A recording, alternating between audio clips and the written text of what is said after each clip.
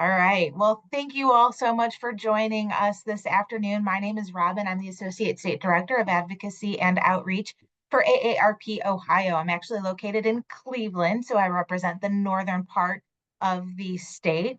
And we're so excited to have you joining us here this afternoon for our third of four webinars with Jane Korsberg, retired dietitian.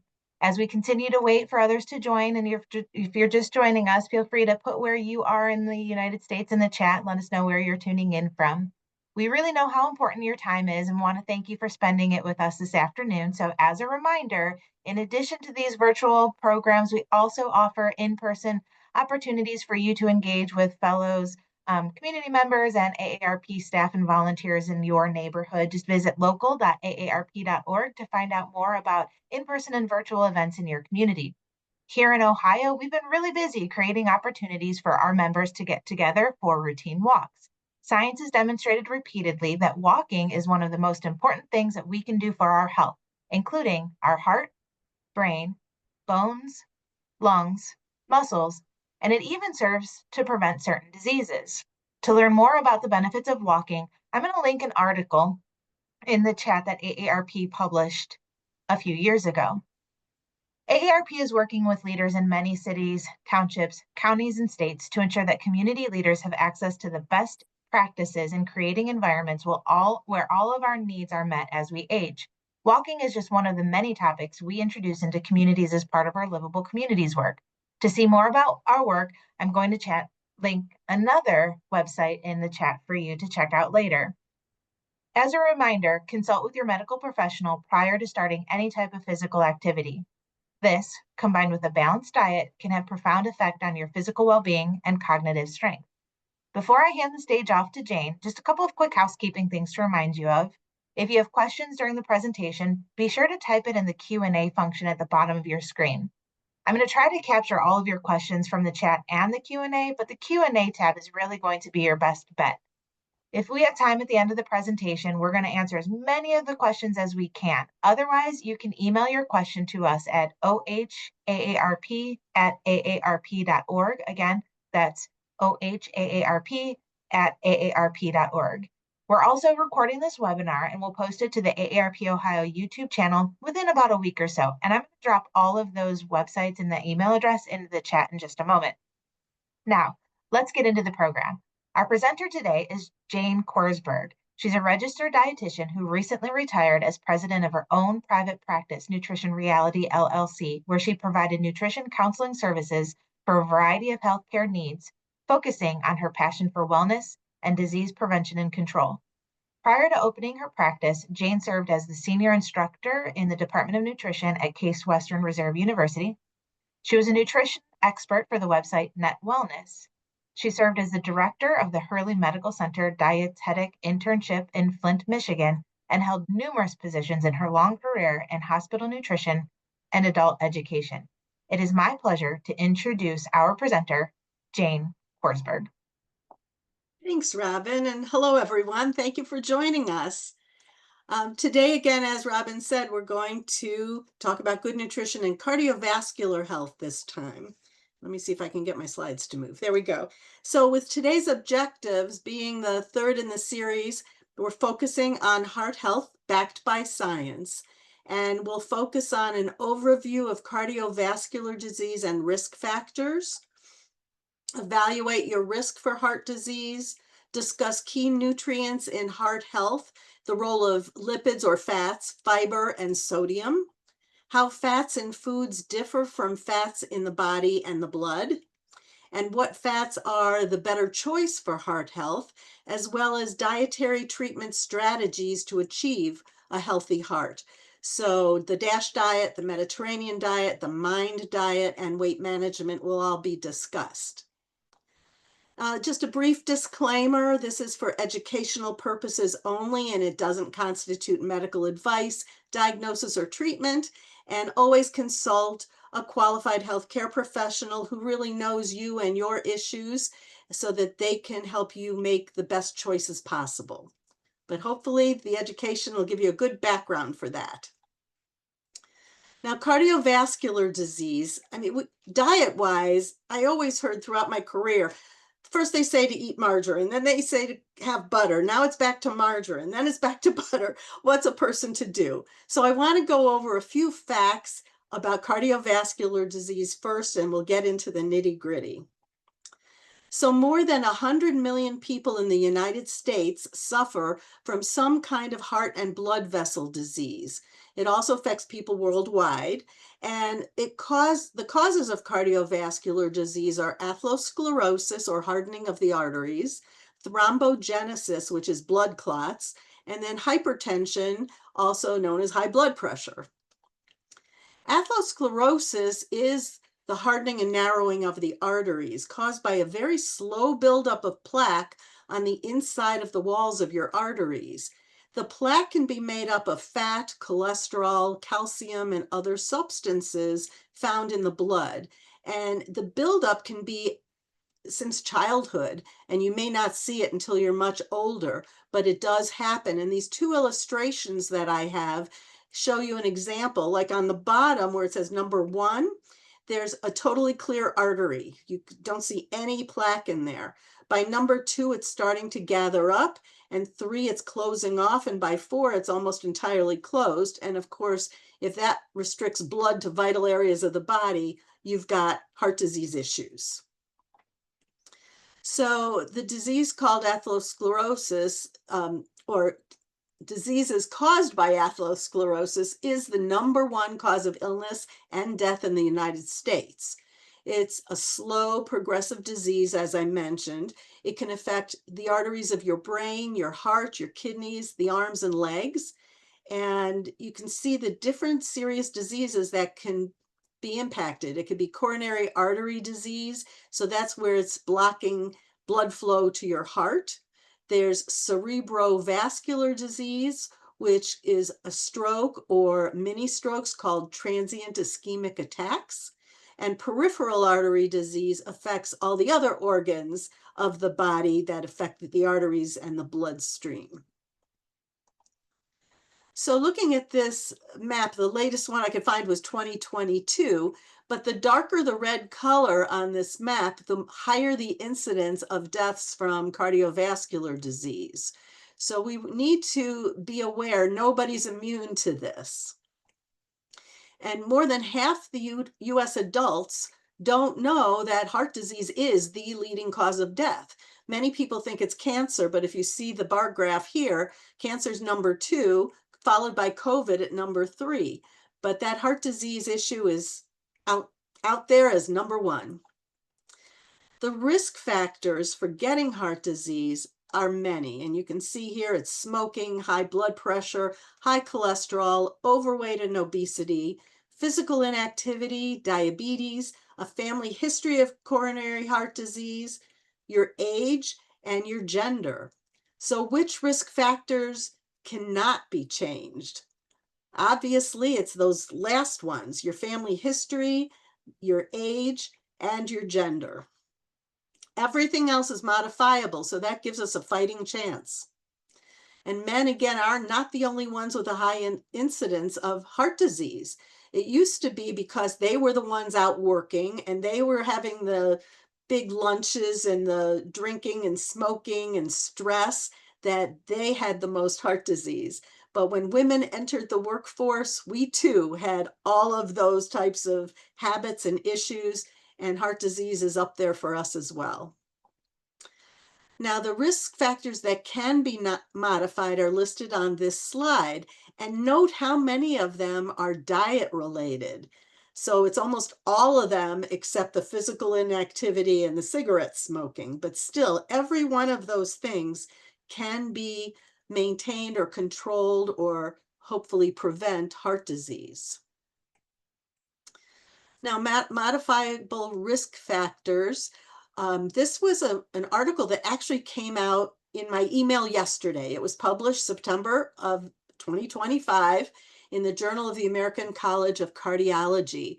And they said nearly 80% of all deaths and disability related to cardiovascular disease in the previous year was attributable to modifiable risk factors. And again, that's like your body mass index, so your weight, your elevated blood glucose levels, your blood sugar, and high blood pressure. And the report found that poor diets, including the consumption of sugar-sweetened beverages, were responsible for a global jump in cardiovascular disease from 1990 until 2023. So it prompted the Academy of Nutrition and Dietetics to note that diet is the leading modifiable driver of cardiovascular disease. Now, to know if you're at risk, you may know your genetics or if you've had any family history, but here, this little calculator that you can find online, even if you just Google cardiovascular risk calculator, it'll come up and you would input things like your race, your sex, your age, your cholesterol numbers, blood pressure numbers, and if you're on any medications, if you smoke or have diabetes. And from that information, they can do an assessment of will you or will you not be at higher risk over the next 10 years for heart attacks, strokes, or death from cardiovascular disease. Now, if you don't understand the results of this, you can certainly talk to your healthcare professional and they can go over it with you to figure out what your course of action should be to stay the healthiest that you can. According to the Heart Association, maintaining a healthy cholesterol level is a great way to keep your heart healthy.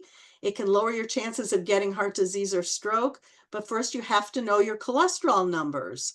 Now, during many routine physicals, if you go for your physicals, you should be getting this blood work done. And if they have any concerns, they should be looking at your blood values. But it should be taken after a 9 to 12-hour fast when they do these tests so that you get a really accurate measurement. If you have it after just having a milkshake and all these high-fat foods, it won't be as accurate if you're not fasting. So these are the desirable levels. For cholesterol, total cholesterol, it should be under 200 milligrams.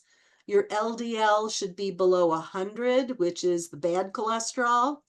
Triglycerides under 150. Your HDL or good cholesterol, we want it to be over 40 and even more desirably over 60 and higher. And then your ratio of cholesterol to the HDL is important too. So the smaller the ratio, the lower the risk of cardiovascular disease. And it does vary for men and women. So you see different figures there on the slide. So terms to know, fats in your blood is the first thing, because you can hear about cholesterol in food, but cholesterol in your bloodstream, first of all, it's a fat-like substance that's only found in animals. Humans being an animal, we make cholesterol in our bodies, in the liver, and we also get it from the food we eat. So we have to be aware of both.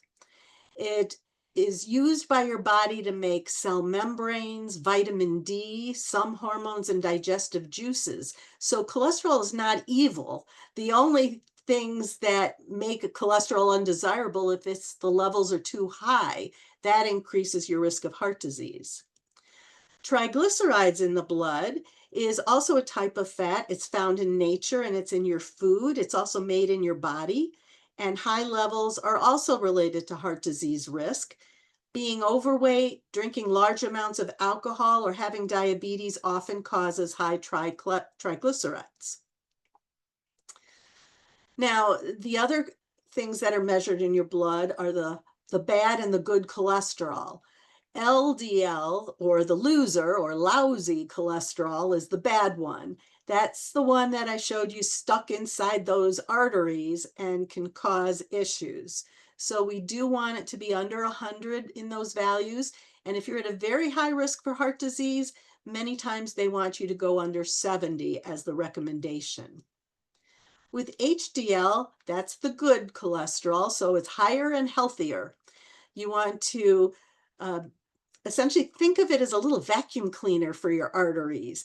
It takes cholesterol and carries it away from the arteries and not being stuck in there. So the more little vacuum cleaners you have, or if you remember Pac-Man, I picture that little Pac-Man guy eating out that bad cholesterol and protecting our heart that way. So to raise your HDL, you need to avoid cigarettes, maintain a healthy body weight, and be physically active. And it doesn't mean you have to run marathons, but get out there and walk. Just move your body. Drinking alcohol can also raise HDL, because you may have heard people saying, oh, drink some red wine, it'll be good for your cholesterol. Well, yes and no. Alcohol can cause serious problems, so don't start drinking or drink more just to raise your HDL levels. Instead, make a healthy lifestyle change to raise your HDL levels and reduce your risk of heart attack. Now, these fats make an impact on your numbers: body fat, or your adipose tissue, and the fats in our foods. And the fats in the foods, the terminology is listed for you there, and it includes, again, cholesterol, but it doesn't list HDL, LDL, and triglycerides. It mentions saturated fat, unsaturated fat, and the omega-3 and omega-6 fatty acids. So not all fats are bad, and they are useful in many ways. And here are some of the ways for your body fat. Body fat is our built-in energy reserve. So in an emergency situation where you can't get food right away for your fuel, or in times of illness, for an example, or just not available food intake, you need a backup source, and fat can do that for us. And without that, we're in a lot of trouble. So it provides the most energy to fuel our muscle work. And glycogen is the storage form of fat, and it's stored in your liver and your muscles. So if any of you have ever been in a marathon, for example, if you're a jogger, a runner, you usually do glycogen storing and trick your body into storing more and more glycogen in the muscles and the liver. So when you've run out of whatever you had for breakfast as you're running, you've got that backup source to keep you going, and you won't hit the wall, as they say. And once the glycogen is depleted, you need to replace it with food, so the food can give you glucose, which is the fuel for the body, and we can otherwise we end up breaking down muscle and protein in the body, which is not a healthy thing to do. Fat cells give unlimited storage capacity, and I probably don't have to remind anybody about that one. We know if we eat too much, our fat cells get bigger and bigger. Okay, the body fat also pads the inside of the body cavity to protect all our internal organs from shock. And it's also just under the skin and insulates against temperature extremes. So think of a hibernating bear. Usually when they go into hibernation, they've stocked up on a lot of food and fat on their body. And when they wake up in the spring, they're 30% lighter. And that's all because of that storage of fat. Fat also forms the major material in cell membranes. It's converted to other compounds as we need it in our bodies, and it lubricates our skin and hair. If you were to go totally fat-free, you'd find your skin and hair being very dry and brittle. Now, fats in your food, they give us essential fatty acids, which strengthens the capillaries and the cell membranes. And if it's lacking, you have a deficiency, giving you poor growth, weight loss, eczema, kidney failure, and even death. So again, we need those essential fatty acids. And energy-wise, fat gives us the most calories of anything compared to carbohydrates and protein. Every gram of fat gives us 9 calories, where for carbs and protein, it gives us 4. So you only need a little bit of fat to get a lot of calories in your body. And again, we want it to be heart healthy fats, so we'll talk about that too. But in excess of 3,500 calories a day from fat, protein, or carb will have us gain a pound of body fat. Fat in food also carries fat-soluble vitamins to various portions of the body, and that's vitamins A, D, E, and K. It provides raw material for making needed products. It contributes to the taste and the smell of foods, like French fries. When you smell French fries as you're driving past a fast food place, you're smelling the fats mostly that are making yourself salivate. It stimulates your appetite, like Lay's potato chips said, bet you can't eat just one in their early advertising. And that's true. One potato chip stimulates you to want to keep going. And it gives you a feeling of fullness. With fat, and it sticks with you longer for a longer period of time, where an all carbohydrate meal might get digested very quickly and it doesn't stick to your ribs. Something with protein and fat will stick with you longer. And it also tenderizes foods. So when you're choosing, say, a beef product, the more marbling it has in it, it's usually considered the more tender of the meats, but it's also the highest in bad fats. When you look at the terminology of fats in the diet, the overall term is dietary fat, but that's divided into three categories: sterols, and the most famous one you can think of is cholesterol. Then there's triglycerides, and then there's phospholipids. Phospholipid, an example of that is lecithin.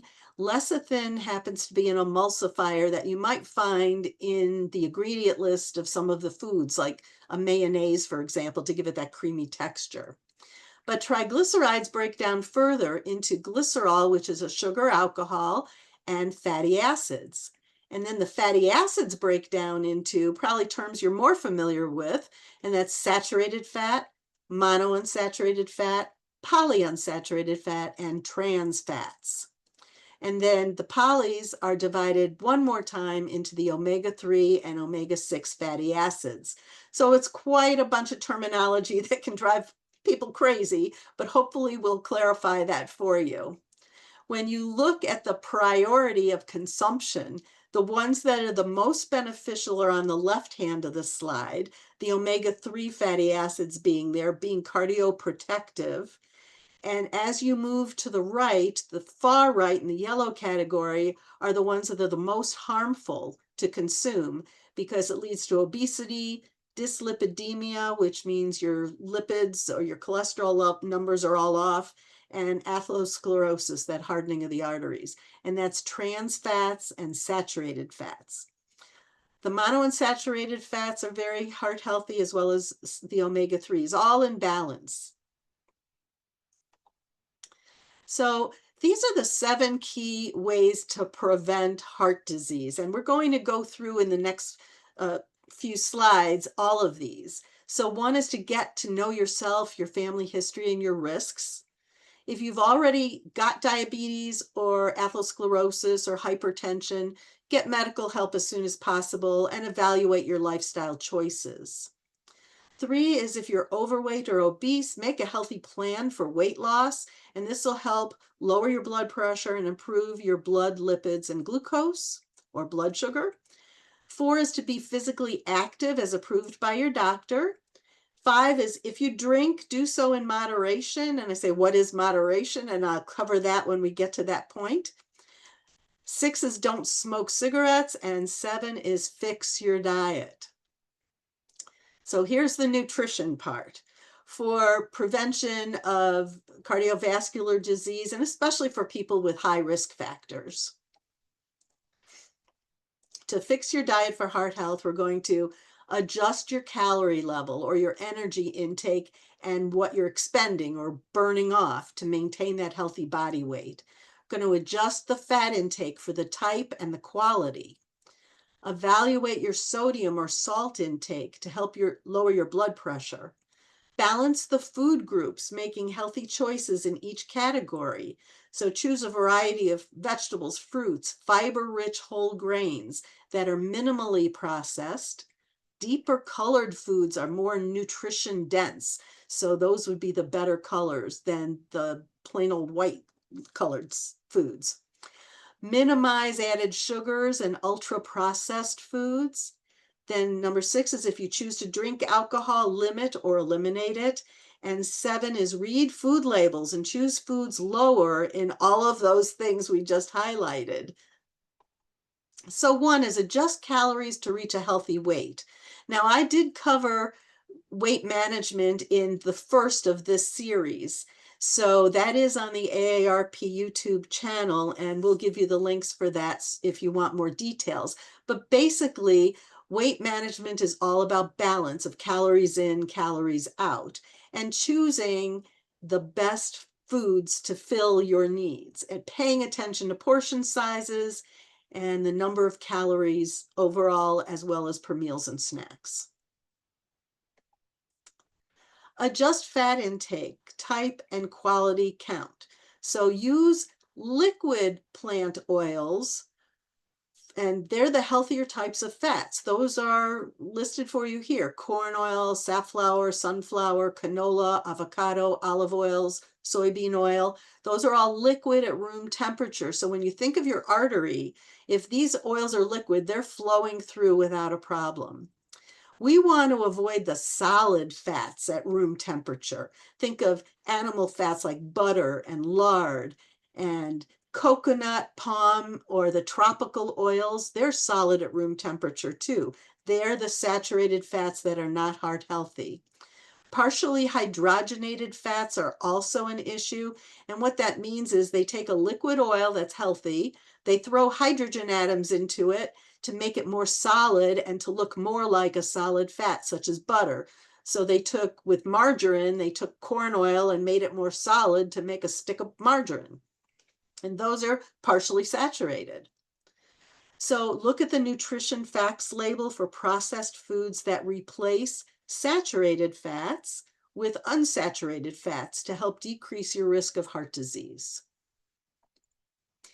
These are 3 labels I'd like to draw your attention to. Triscuits, very short list of ingredients. It's whole grain wheat, canola oil, and sea salt. So that oil, it's a liquid oil that's very heart healthy.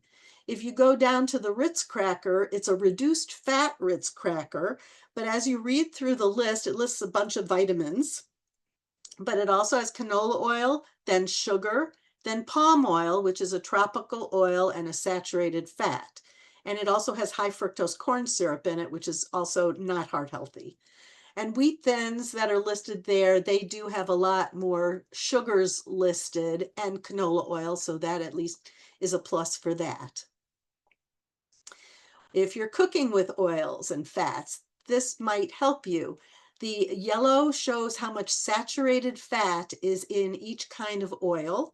The light teal color is monounsaturated fat, and then it proceeds as it gets darker. The darkest one is the omega-3s. So if you see coconut oil at the top, it's almost all saturated fat, as butter is pretty close, and palm oil and lard. When you look at monounsaturated fats, that lighter green color, olive oil has a great amount of it, as well as canola oil. And then the omegas, you can see flaxseed oil has that dark green line there that gives you a lot of omega-3 fatty acids. So you can pick and choose according to that scale. Just a note about coconut oil. I know in the media you hear how wonderful it is, but it is a saturated fat, and it's the highest amount of saturated fat of any fat. Coconut oil is better than butter and trans fat, but not as good as the liquid vegetable oils.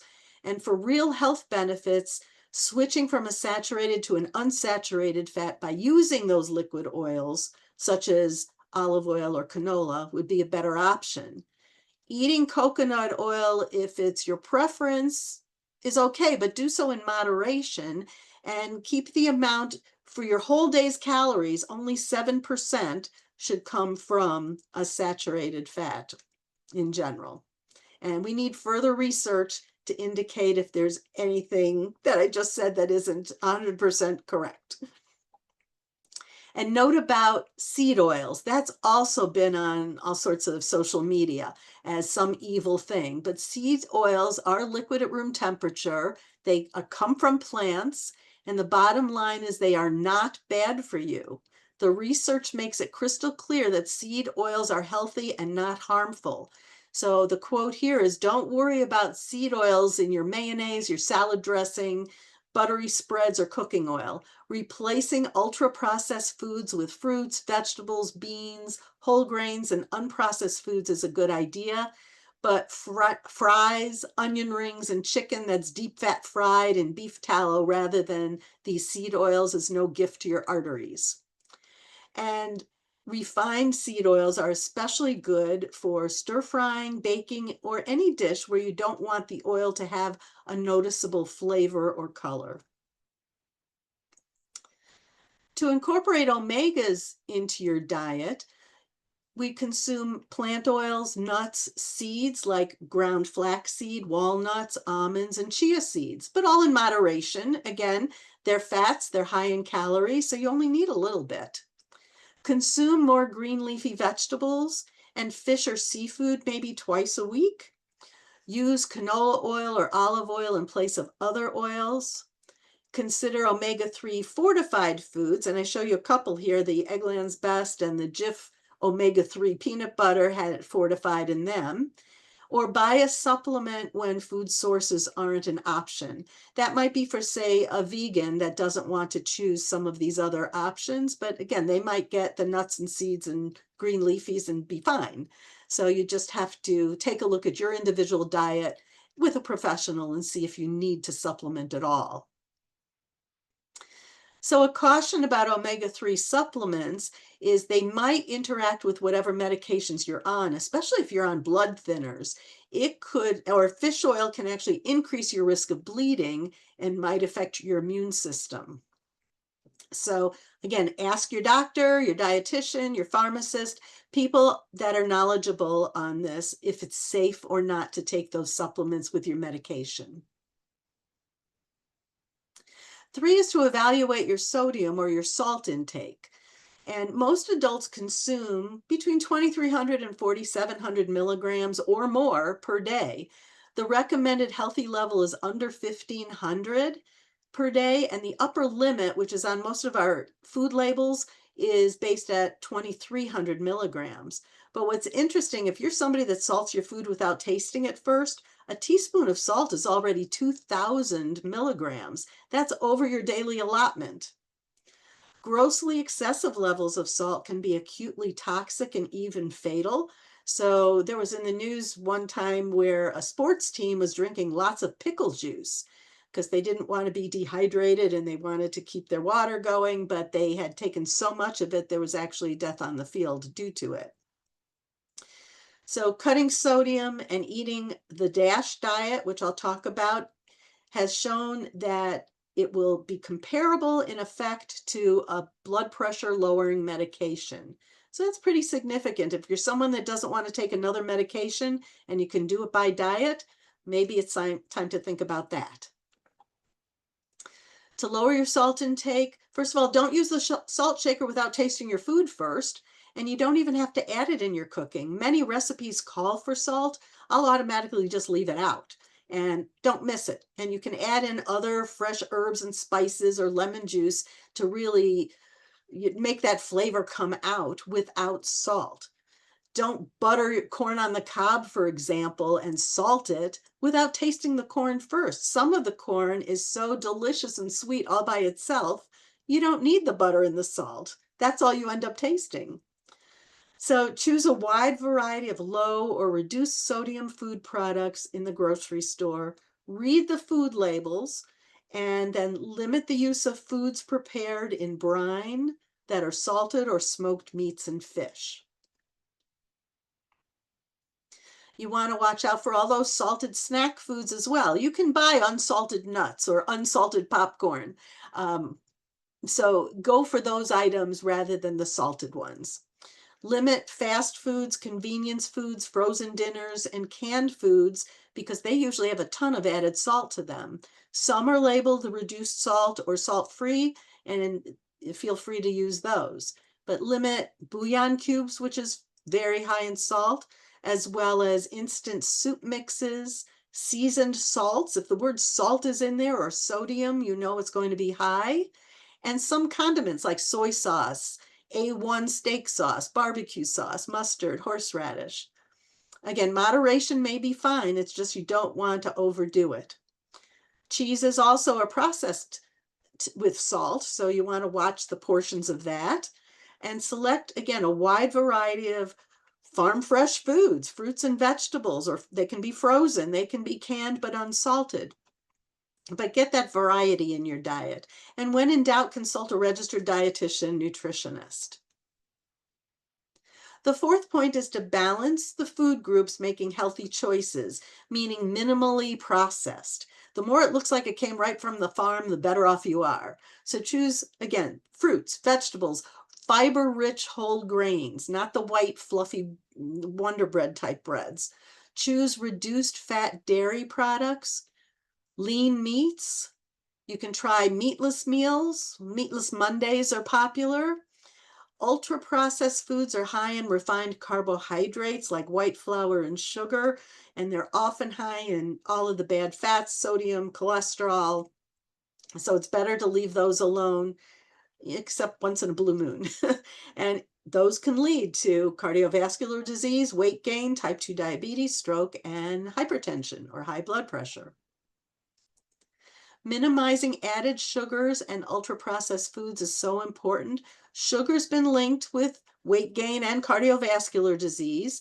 And if you look for the added sugar on a food label, which is under total carbohydrates, the added sugar on this Coca-Cola says it's 39 grams of sugar. 4 grams is equal to a teaspoon of sugar. So if you're drinking this can of Coke, you're getting almost 10 teaspoons of sugar in that one can. How many of you drink coffee or tea and put 10 teaspoons of sugar in it? You probably don't. At least I'm hoping you don't. But sweet teas and things like that are just as bad, and lemonades that are sugared. So read the labels and find out what you're getting and how you might reduce it. Maybe you could even go half water, half lemonade. Just water it down if you need to. Choose natural carbohydrates with fiber. So again, whole grains, whole fruit has a natural sweet taste. So you'd be better off with having, say, a little orange juice with maybe some club soda mixed with it. And that can be your substitute for a fizzy drink. If you choose to drink alcohol, it says limit or better yet, eliminate it. But note, alcohol is not a nutrient. It's a toxin. It does not promote growth, maintenance, or repair in your body. It totally goes for damaging your body organs. It does give us 7 calories per gram, which is close to the 9 that fat gives us and higher than carbs and proteins. So if you do choose to consume alcohol, do it in moderation. And here's the definition of that. It's up to 1 drink for a woman, 2 drinks per day for a man, only of legal drinking age, and a drink is defined as 1.5 ounces of 80 proof liquor, 5 ounces of wine, or 12 ounces of beer, or a wine cooler. And I had college students asking me, can they save it all up and have it on the weekend? No, it's just the 1 or the 2, no matter what day you choose to have it. So emphasizing reading food labels is so important because you can identify from the food label all the at-risk ingredients that you're looking for. I showed you before about the added sugars, but your sodium is listed here. This product, if you look at the label, it's a 1 cup serving. There's 2 servings in the container. So if you eat the whole container, you have to double these numbers. And the sodium lists at 470 milligrams, or 20% of your daily intake if you eat 2,000 calories a day. If you don't eat 2,000 calories a day, that percentage doesn't tell you a whole lot. But if you ate the whole can, that's almost 1,000 milligrams all by itself with that 1 cup of soup or whatever it happened to be. So again, read your labels, and this one has 0 fiber, so that doesn't sound very attractive. We want that to be higher as well. So what diet is best? We've heard of the DASH diet, we've got the Mediterranean diet, and the MIND diet. The 3 diets are really very similar, and they mostly focus on whole foods, and they have an excellent track record of being heart healthy. The dietary approaches to stop hypertension is the DASH diet, and it was originally designed to help reduce high blood pressure, but now they're finding it may contribute to brain health as well.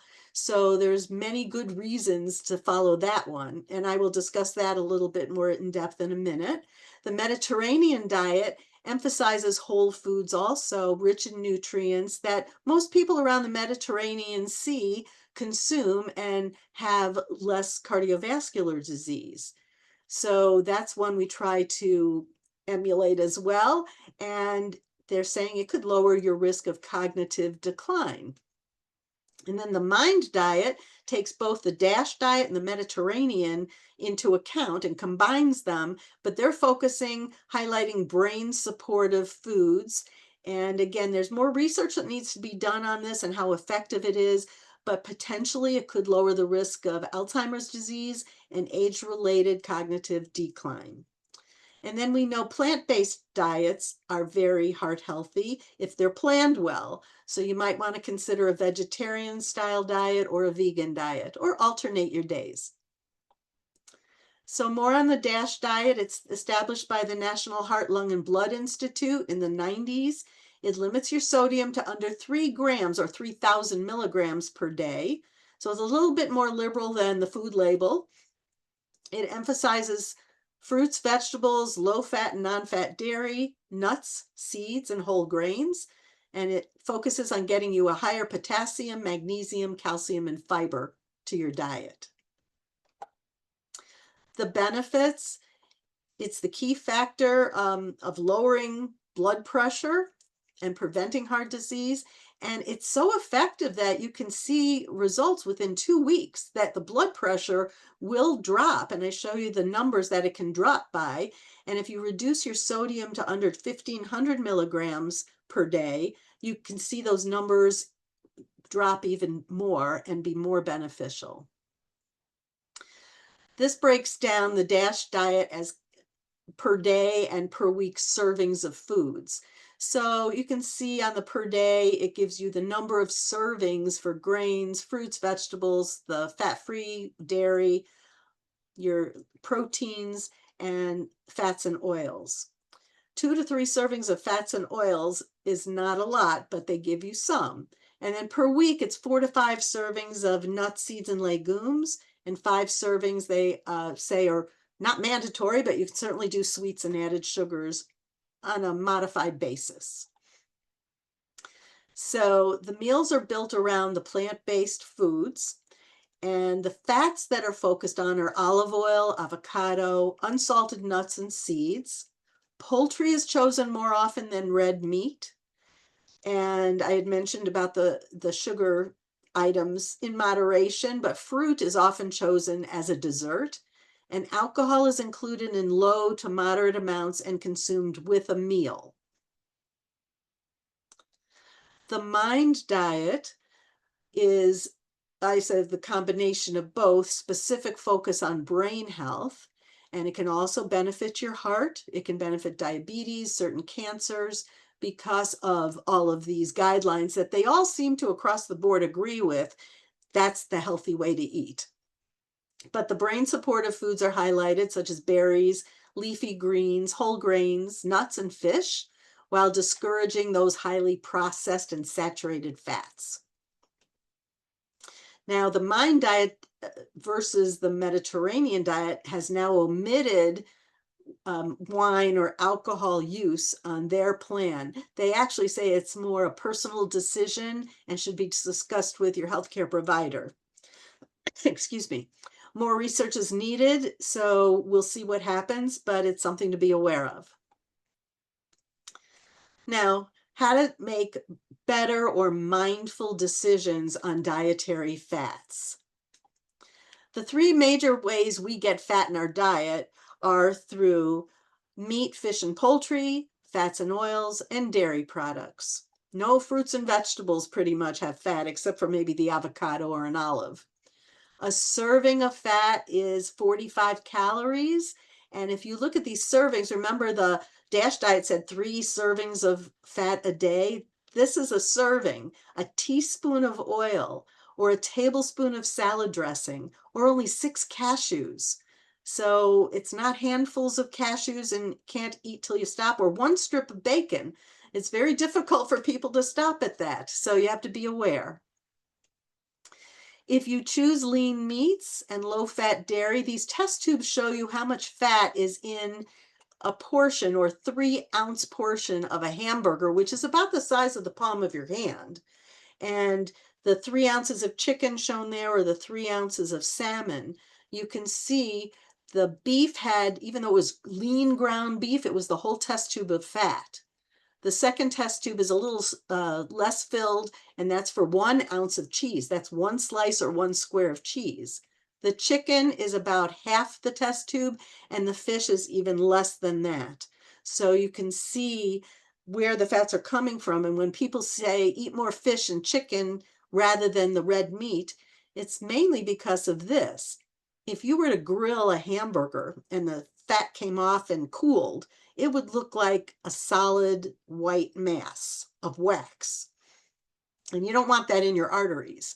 If you do the same thing with chicken, the fat comes off and looks more like jello, so it's less solid or less saturated.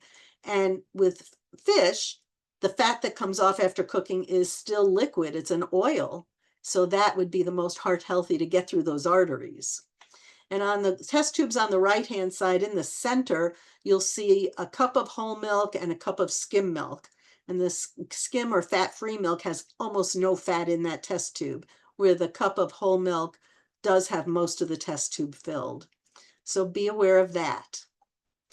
Fats in your ground meats. From regular ground meat, you get 4.5 teaspoons of fat, and this is per 300 calories or 3 ounces. Ground chuck is less at 3 teaspoons. Ground turkey is 2.25, and then ground round is about 1.5. Now the ground turkey on this slide shows it's with skin ground into it, but if you buy the kind that's without that, it's only 1% fat and even a better option and less calories.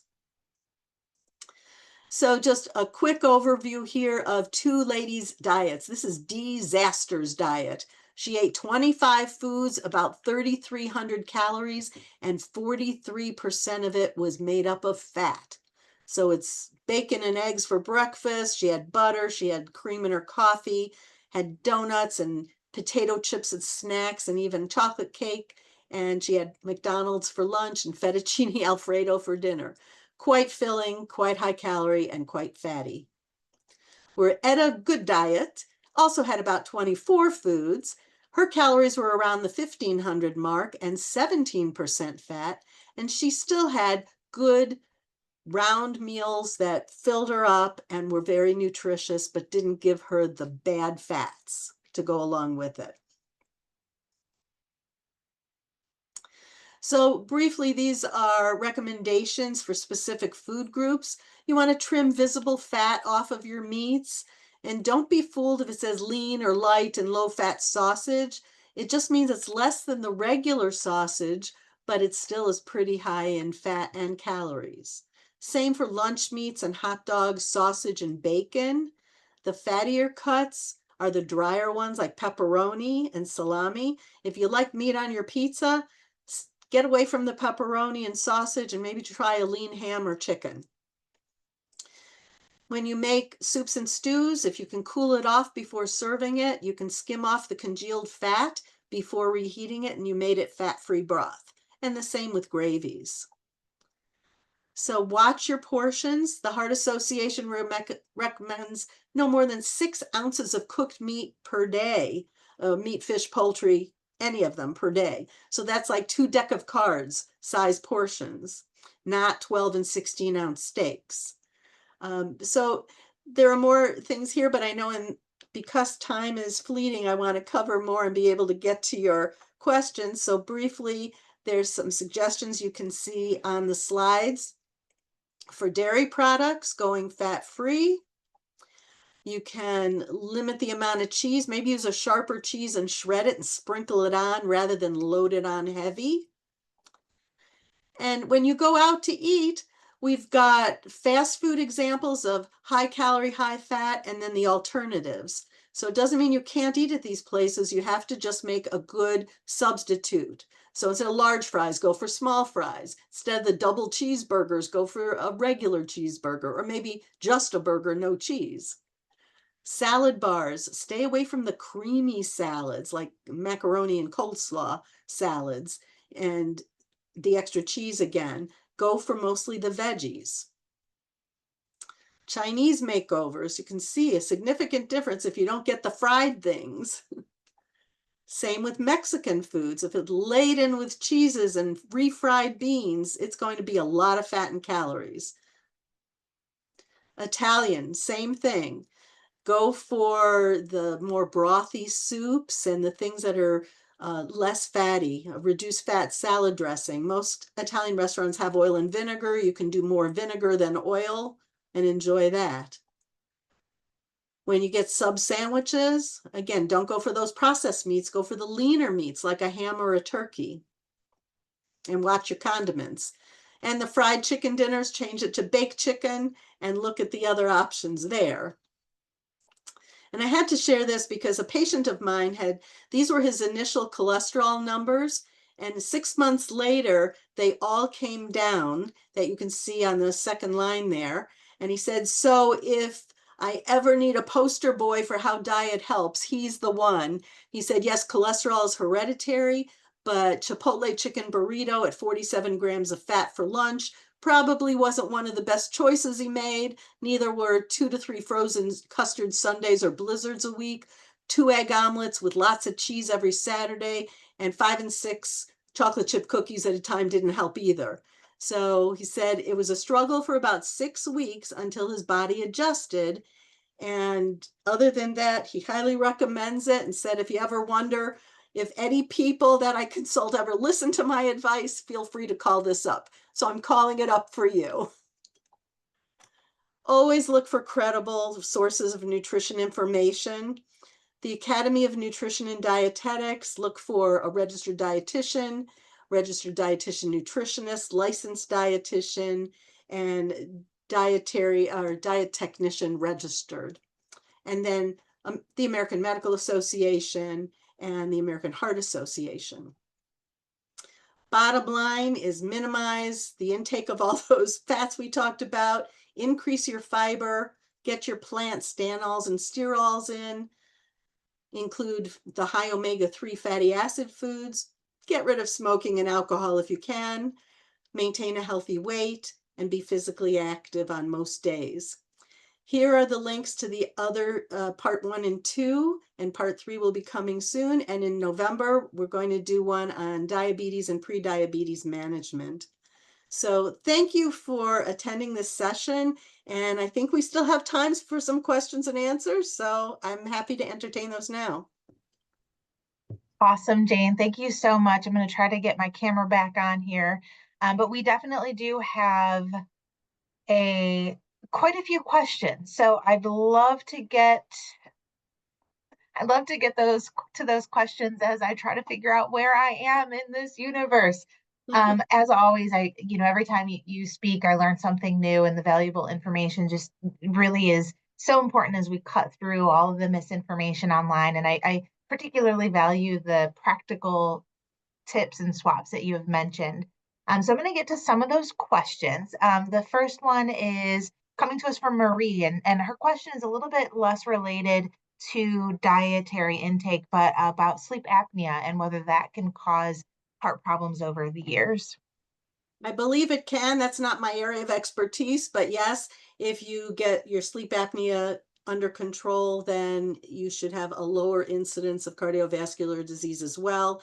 Usually weight loss is important if you have sleep apnea, because many overweight people do suffer from that. So you may want to consider that as part of your treatment for it. Excellent. Thank you so much. Laura was wondering what spray butter is. Is that a liquid oil? It kind of goes in the middle. Okay. You have liquid oils and then the solid fats, and in between, like you might have a stick of margarine, then a tub of margarine, then the spray bottle of margarine, and then the liquids. So it's on the better end of things, and it has you use less. So that's important too. Excellent. While I ask this next question, Rick was wondering if you can go back to the Chinese food comparison slide. The next question is about salt intake, and Debbie was wondering if sea salt or Himalayan salt are better options. Salt is salt. If it's got sodium in it, that's what it is. Let's see, I'm Excellent. trying to see if I can get back to my slides. If not, it will be on the replay, Excellent. but I don't think I can access it with sharing my screen at the moment. Okay. Fair. Yeah, and as Jane mentioned, this is going to go up on the AARP Ohio YouTube channel. I'll link that again in the chat for you all. We do have a couple more questions that I would love to get to. Shelley was wondering about sugar. You had mentioned added sugar, but she was wondering about naturally occurring sugars and what should be a general guideline as far as limit. I think that she was mentioning that she thinks she might eat maybe too much fruit in a day. So, what are your thoughts on sugar and naturally occurring sugars? Okay. Well, anything in moderation is great. If you overdo anything, it can cause an issue also. Fruit is a wonderful food choice, but if you overeat it, it's still high in calories and natural sugars. If it's within your calorie limit and you're having a varied diet with other things, that's fine. So we want it in the natural forms, but usually a serving is considered a half a cup of fruit. Think of one of those applesauce containers that are only a half a cup. That's a serving of fruit. So if you're eating it all day long and lots of small pieces of fruit, it can add up. 12 grapes is about 60 calories. So if you're eating the whole bushel of them, then you're overdoing it some. Excellent. That is definitely good to know and good information. I think we have time for one or two more questions. So let's go to this question about coffee creamer, a woman after my own heart. I'm wondering if rather than a regular coffee creamer, your thoughts on coconut low fat creamers and whether that's better. Well, I have that same dilemma because I Yeah. like my coffee creamers. Most of them are high saturated fat and they have high fructose corn syrup in them. Lately, I have found one by Silk that's an oat creamer sweetened. Well, it's a vanilla cinnamon flavor sweetened with stevia. So Okay. it's not high fructose corn syrup and it's not the bad fats. So that one kind of appeases me a bit. But if you can switch to a lower fat milk instead, that might be an option. Or take a tablespoon out and actually measure how much you're putting in your coffee. If you're really drinking coffee because you like the creamer better than the coffee, Mhm. then that's probably not a good choice for you. But they are tough. Yeah, that is a tough call. I've Yeah, tried switching off of creamer too, and it's just not the same. I So know. definitely good information. And You somebody had could asked about wean stevia, so I'm down. glad you mentioned. Yeah, Yeah. exactly. Mhm. Okay, so I'm going to get one more question, and then I'm going to drop the link to register for the next presentation in the chat so that everybody has that. And the next question has to do with avocado oil as a cooking oil because it withstands the high temperatures and high heat. Is that okay, or do you have an alternative suggestion for cooking? No, that's a great choice. It's a monounsaturated fat, so it's heart healthy. And if it's a spray, I've purchased it. I think a Costco sells avocado oils in a spray bottle. So you can use that when you want to do a quick like pan fry of something. So it's a heart healthy option. And if you like the Excellent. taste of it and it's cooking the way you like it, it's perfect. Excellent. Jane, thank you so much. Thank you to everybody who was able to join us on this call this afternoon. Again, I did put our email address in the chat, so it's ohaarp@aarp.org. If we didn't get to your question or you do have another question after the presentation, please feel free to email us. We welcome your feedback. We welcome your questions. Before I do let you go, end of our time, again, thank you to Jane. It was such a great conversation. I Thank you. did drop the link to register for the November 20th, which is the final presentation. I'm so sad to see these end, Jane. You've been really such a breath of information and really appreciate everything that you've done for our community. So again, hopefully you can join us on November 20th. Additionally, if you're curious about other programs that we have within Northeast Ohio or our next upcoming webinar on October 6th, so a week from this coming up Monday, we've partnered with the Conservancy for the Cuyahoga Valley National Park on a webinar with retired physician Joe Belanda, who's going to be talking about the benefits of nature and how nature can really help you on your lifestyle journey. So that program, just like this, is free. It's online. Drop the link to register in the chat. And thank you all again for joining us. And we hope you have a wonderful rest of your day. Thank you.